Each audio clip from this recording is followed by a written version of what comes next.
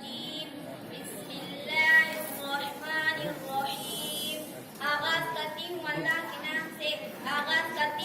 کے نام سے جو بڑا مہربان اور نہایت رحم کرنے والا ہے۔ آج کے جلسے کے صدر محافظ اساتذہ اکرام اور میرے ہم مقصد ساتھیوں، السلام علیکم ورحمۃ اللہ وبرکاتہ۔ آج میں آپ کے سامنے جنگ آزادی میں علماء کی کتاب پر روشنی ڈالنا چاہوں گی۔ جیسا کہ ہم سب جانتے ہیں کہ ہمارے ملک بھارت پر انگریزوں کی حکومت تھی۔ 15 اگست 1947 عیسوی کو ہمارا ملک آزاد ہوا اور ہم سب انگریزی حکومت سے آزاد ہو گئے۔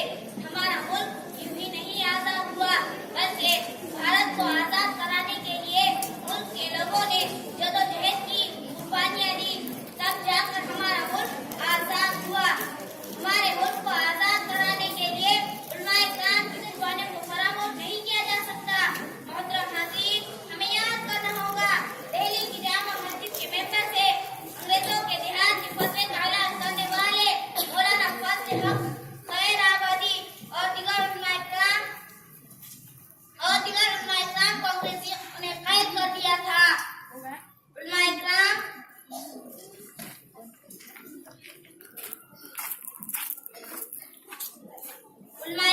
کے قربانیوں کے بغیر تاریخ آزادی کبھی مکمل نہیں ہو سکتی۔ جنگ آزادی میں حصہ لینے والے علماء کرام کو پھانسی کی سزا دی گئی اور انہیں کالے پانی کی بھی سزا دی گئی۔ ان کے جائیدادوں پر قبضہ کیا گیا۔ ہمارے علماء کرام ملک کو آزاد کرانے کے لیے ہر طرح کی قربانیاں دی۔